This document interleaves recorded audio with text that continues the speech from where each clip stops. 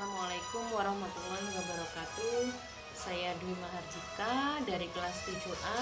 Di sini saya akan menerangkan tentang zikir manaqib Syekh Abdul Qadir Jailani. Di sini pengertian zikir manaqib, yaitu zikir manaqib adalah merupakan salah satu wujud kegiatan keagamaan yang dilakukan masyarakat muslim yang pada akhirnya menjadi sebuah rutinitas ritual pada momen-momen tertentu dan merupakan proses akulturasi antara budaya lokal maupun dengan Islam. Beribadah adalah cara seseorang hamba mengenal Tuhannya. Beribadah juga merupakan bentuk ketaatan sebagai wujud cinta seorang hamba. Bentuk ibadah pun bermacam-macam, tidak terbatas pada salat saja. Berzikir, mengingat Allah dan merenungi kekuasaannya pun termasuk juga bagian dari ibadah. Yang selanjutnya yaitu Kiai Haji Musa Kisah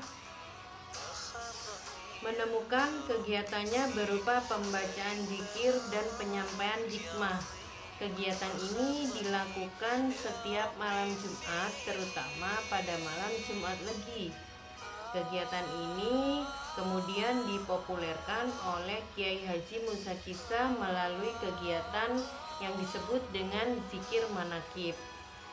Zikir manaqib digunakan oleh Kiai Haji Musa Kisah di dalam menyebarkan dakwah Islam yang berorientasi pada ritual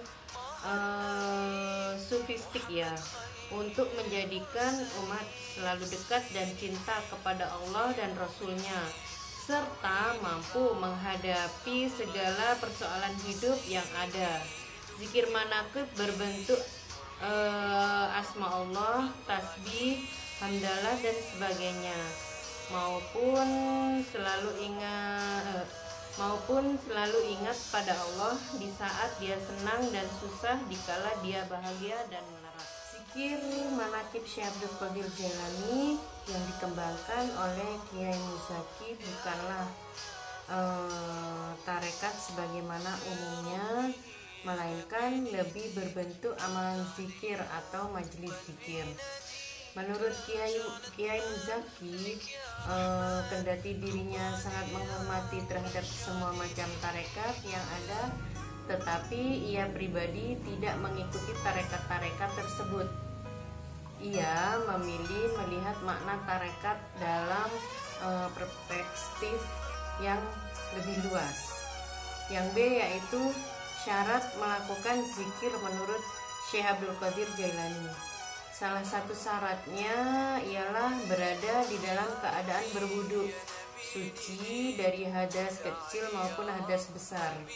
Secara praktis, Syekh Abdul Qadir Jailani memberi wasiat pada peringkat permulaan supaya zikir itu berkesan.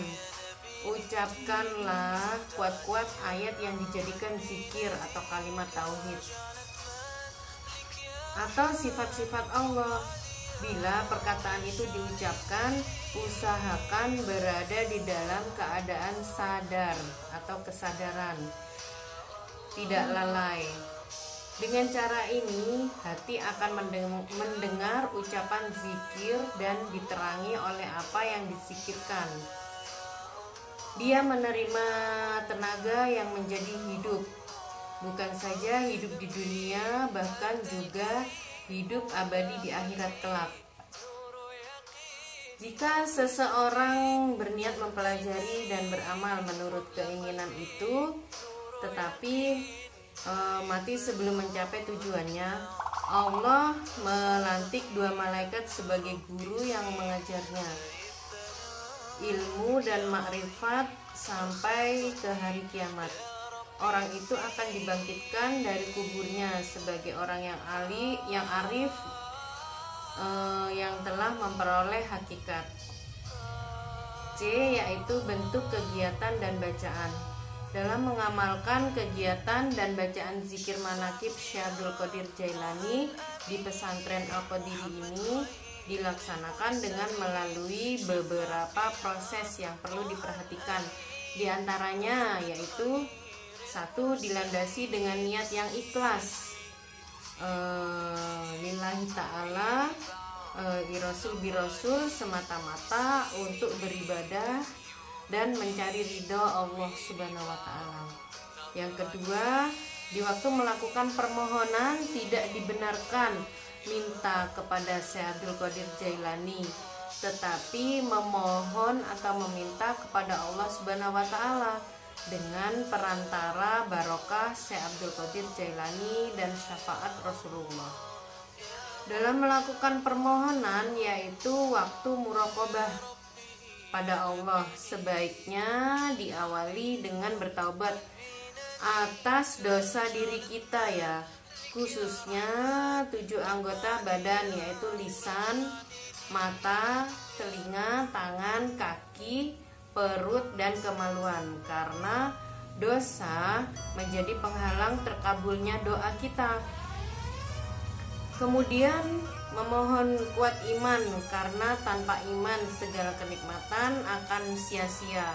Setelah itu memohon hajat dengan khusyuk dan penuh keyakinan bahwa Allah Subhanahu wa Ta'ala akan berkuasa mengabulkan doa kita, sedangkan kita sangat tidak berdaya di hadapan Allah. Cara-cara zikir Syekh Abdul Qadir Jailani. Assalamualaikum warahmatullahi wabarakatuh.